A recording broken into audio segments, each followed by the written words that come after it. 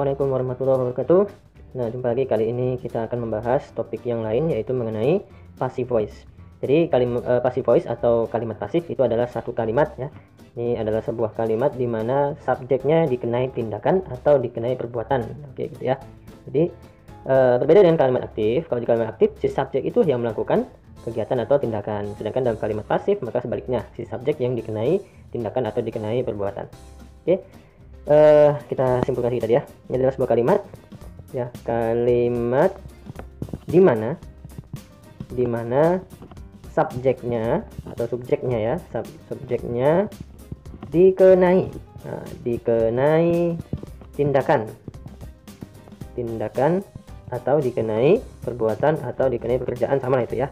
Nah, kita gitu juga kan kata-katanya. Oke. Baik, jadi sebuah kalimat di mana subjeknya dikenai tindakan atau dikenai perbuatan.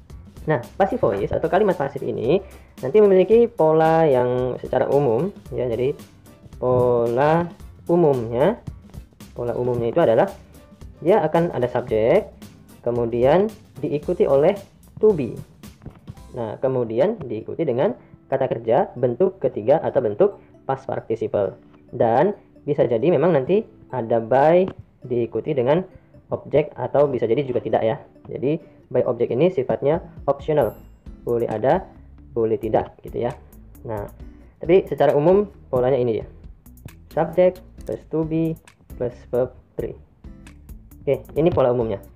Nah, adapun nanti to be yang dimaksud dalam konteks ini ya, jadi to be ini ya, atau yang dimaksud dengan to be ini nanti salah satunya adalah to be is, am, atau to be are, atau bisa juga to be was, atau to be were, atau bisa juga nanti to be nya adalah be, atau bisa juga nanti to be nya adalah being, dan bisa juga to be nya adalah been.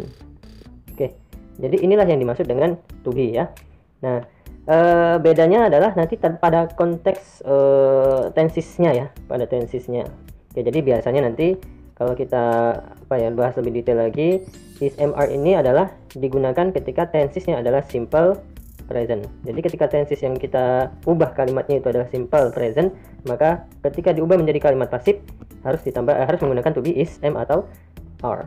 Sedangkan jika tensisnya adalah simple past ya, simple past, maka yang kita gunakan to be-nya adalah was atau were. Nah, jika nanti di kalimat itu ada kata to-nya ya, tadinya to verb 1, maka bentuk pasifnya be-nya pakai be gitu ya. Atau nanti dia di kalimat itu ada modals-nya, atau di kalimat itu ada modals.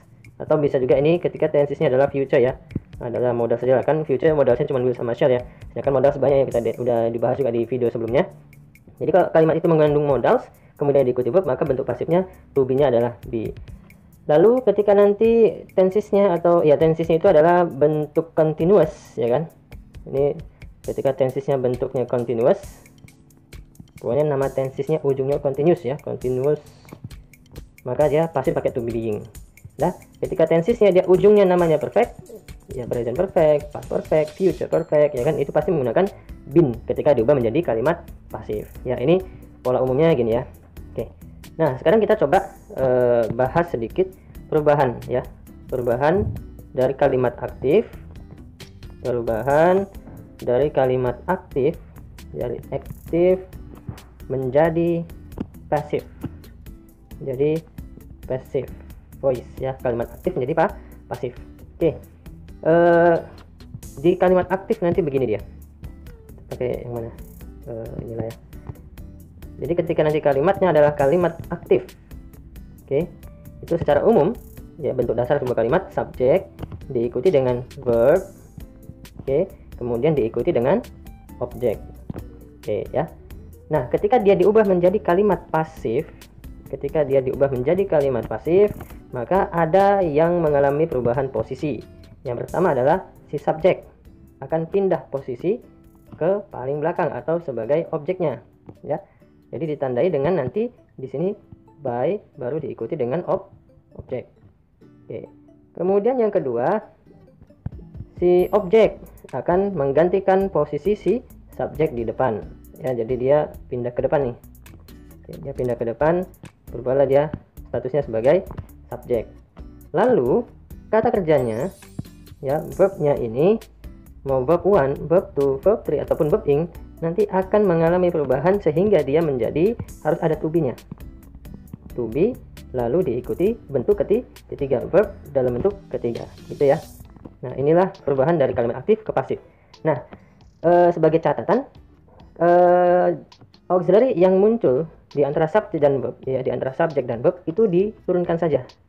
Ya, ketika nanti tensisnya berubah, pastinya kan ada will-nya, mungkin ada misalnya to be, verb ing, maka ketika diubah menjadi kalimat pasif cukup diturunkan saja. Nah, kalau bingung kita buat contoh aja deh ya. Oke, kita buat contoh dulu. Oke, ini kita buat kotaknya ya, biar lebih bagus dia. Ini buat contoh. Nah, biar kebaca nih, pindahnya kemana aja kawan-kawan ini ya kan. Oke, jadi ini ke sini. Oke, baik, kita sekarang coba buat contoh dulu. Misalkan begini, contoh ya, Dila, misalkan kita buat Dila wins the game. Dah, ini kan kalimat aktif ya. Ketika dia diubah menjadi kalimat pasif, kita tengok dulu ya. Subjeknya yang mana? Dila ya. Oke, Dila ini subjek nih. Mana verbnya? Wins, ini verb. Mana objeknya? The game. The game ini adalah si objek. Udah, sesuaikan dengan perubahannya. Berarti yang menjadi subjek ketika diubah menjadi kalimat pasif adalah the game-nya duluan. The game. Oke, Dilanya kemana? Ke sini. Jadi by ya, karena harus ada by-nya ya. Ingat posisi subjek nih. Ya, kita coba lihat. Ini subjeknya akan pindah ke paling ujung, ya kan? Dengan nantinya harus ada by, baru dia subjeknya diubah jadi objek. Oke, jadi di sini by siapa tadi? Dila ya. Dila boleh tetap Dila. Oke. Ya, boleh dia tetap si Dila namanya. Oke, boleh tetap dengan nama Dila. Atau boleh kita ganti menjadi her. Karena kan bentuk objek dari Dila adalah her ya. Oke. Kemudian wins. Nah, kita tinggal tengok tensisnya. Wins ini adalah verb 1. Verb 1 yang ditambah dengan s. Tensis apa yang verbnya tambah s atau is? Tensis simple present. Maka to be yang digunakan adalah is, am atau are. Oke, kita pindahkan ke sini menjadi the game ya. Kita pakai to be is. Bentuk ketiga dari kata win, won. Nah, selesai. The game is won by Dila atau by her. Gitu ya. Ini contoh simpel nih. Nah, kalau kita mau buat contoh lagi, bisa lah. Kita buat contoh lagi ya. Misalkan gampang dibedain pakai tinta yang beda ya. Misalkan kita buat di sini Andi ate the cake. Oke. Andi ate the cake. Baik, kita coba klasifikasikan dulu. Mana subjek? Si Andi. Ate sebagai apa? Sebagai verb. The cake sebagai apa? Sebagai objeknya. Oke. Nah, berarti kita tinggal pindahin posisi nih. Siapa yang jadi subjek ketika diubah menjadi pasif? The cake-nya. Jadi kalimatnya menjadi the cake. Kemudian si Andi menjadi by Andi ya. By Andi. Lalu verbnya diubah jadi apa? Tengok ya. It itu verb apa dia? Verb kedua ya. Ini adalah verb to. Verb to berarti dia tensisnya itu adalah simple past ya. Nah, verb itu tensisnya adalah simple past. Simple past berarti to be yang kita gunakan was atau were. Maka masukkanlah to be-nya.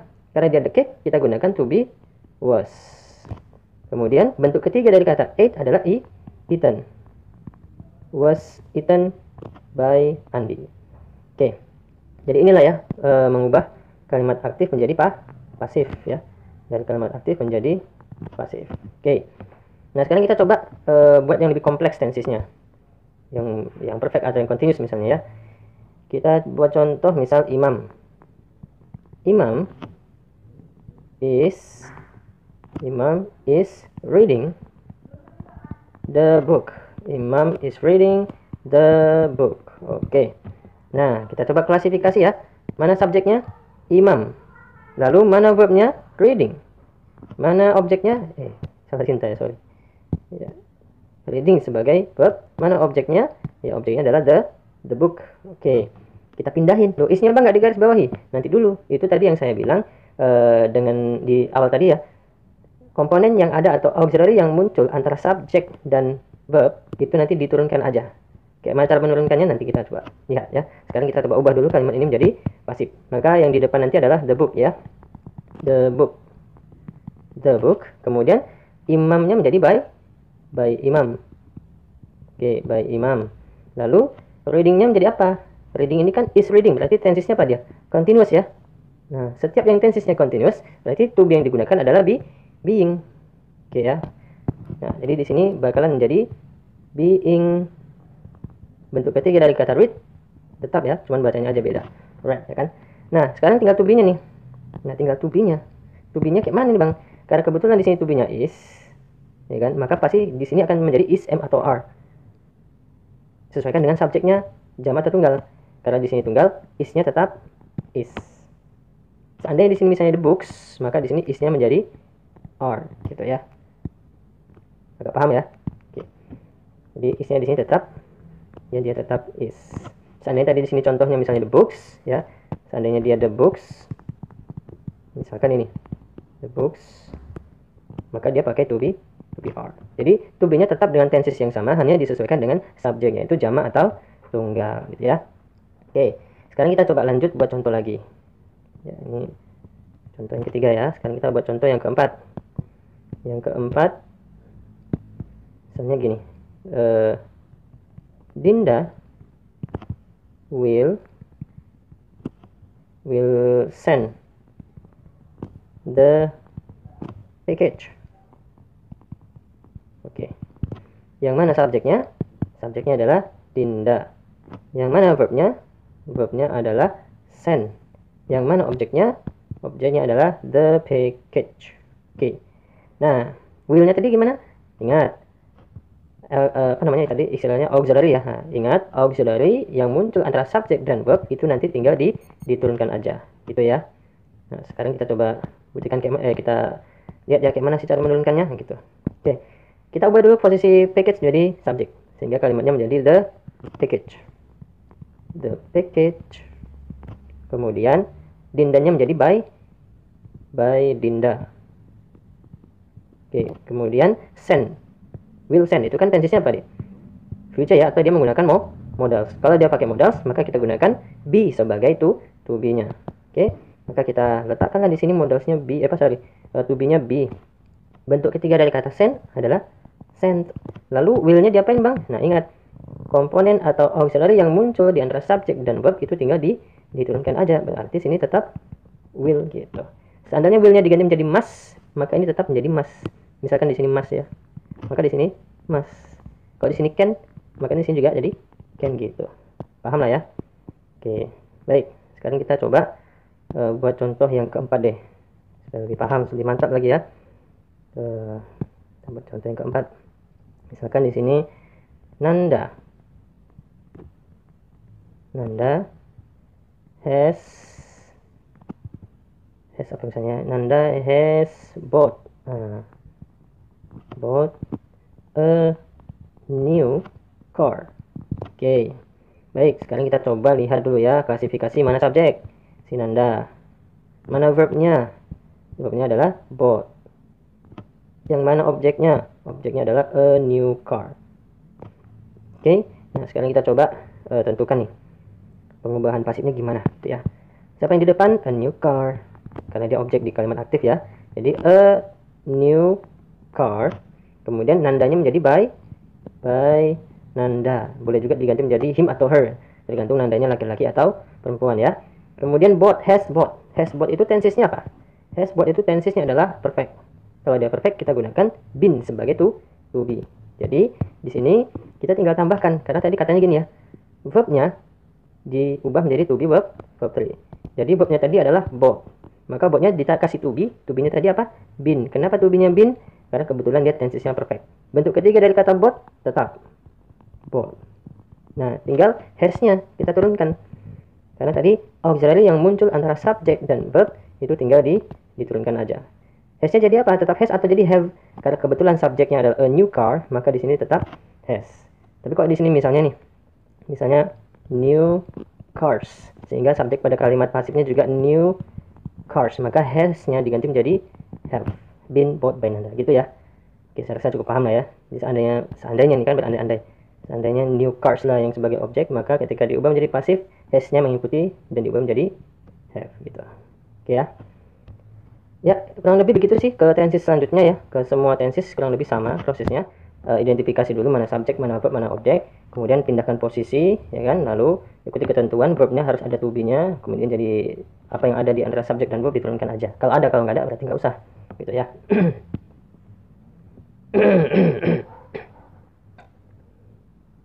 Oke, sekarang contoh yang terakhir ya. Nah, contoh yang terakhir nih, kita buat kalimat yang lebih kompleks. Misalkan, they will have been. They will have been with apa ya? Explaining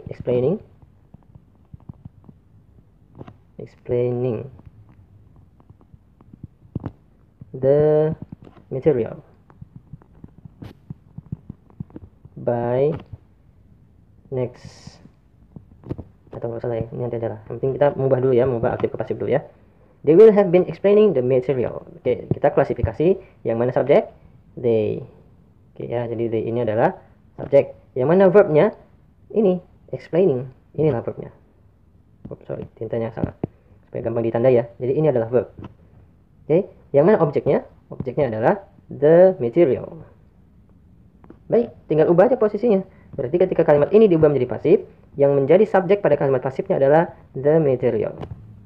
Oke, the material. Kemudian they-nya akan jadi by them. Ini kita asumsikan kayaknya sampai bawah, sehingga kita tulis di bawah aja lah ya. By them. Oke, explaining, been verb ing, berarti dia tensesnya continuous. Kalau dia continuous, maka kita gunakan being. Oke. Jadi letakkan being-nya pada posisi to be, kemudian ubah verbnya menjadi verb 3 ya. Oke, sekarang kita coba lakukan. Maka explaining-nya akan menjadi being explained. Oke, akan dijelaskan. Being explained. Kemudian yang muncul antara subjek dan verb, mana aja yang muncul antara subjek dan verb? Ini dari mulai will, have sampai been. Ini muncul antara subjek dan verb. Ya kan? Ini kan subjek, ini verb, ya kan? Berarti will have ini tinggal diturunkan aja, tulis aja di sini. Will have been. Nah, muat. Oke ya. Jadi kalimatnya menjadi the material will have been being explained. Nah, sampai sini paham ya? Jadi mengubah aktif ke pasif itu sederhana dan mudah kok ya. Tinggal kita kuasai aja konsepnya, konsep utamanya aja ya gitu ya. Ini adalah tips mengubah kalimat aktif jadi pasif. Oke.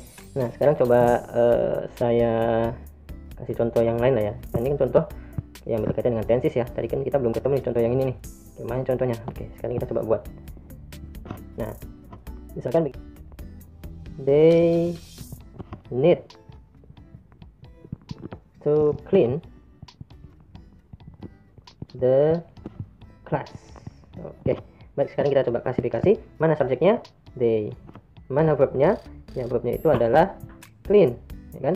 Kemudian mana objeknya? Objeknya adalah the class. Nah, sekarang tinggal kita ubah posisinya. Berarti yang jadi subjek di depan adalah the class, ya kan? Kemudian they-nya menjadi by them. Nah, tinggal mana verbnya? Clean. To, sebelum clean ada to-nya. Kalau dia pakai itu tadi pakai to be apa dia? Kalau dia pakai to, maka to be yang digunakan tadi adalah ya, kalau pakai to be-nya adalah be ya. Oke, maka letakkan be sebelum kata kerja bentuk ketiganya. Maka di sini ada kata be dan clean bentuk ketiganya adalah clean. Nah, tinggal di sini apa yang muncul antara subjek dan verb? Yang muncul di antara subjek dan verb adalah need dan to itu sendiri. Sehingga need-nya diturunkan aja. Karena subjeknya di sini the class, ini kata gantinya it, sehingga need-nya ditambah dengan s. Lalu tetap dia gunakan to. Oke ya. Needs to be clean. Oke, baik, saya rasa sudah lumayan jelas lah ya penjelasan dari saya mengubah aktif ke pasif. Di semua tenses ini berlaku, tinggal kita tentukan aja dia tenses apa nih, sehingga nanti kita bisa menentukan to be yang mana. To be ini bergantung dengan tenses apa yang sedang digunakan. Oke ya. Baik, itu aja, terima kasih, mudah-mudahan ini bermanfaat. Nanti setelah ini akan ada beberapa soal latihan, silahkan dijawab di kolom komen, dan jika ada pertanyaan juga silahkan diketik di kolom komen ya. Sampai jumpa di video selanjutnya. Assalamualaikum warahmatullahi wabarakatuh.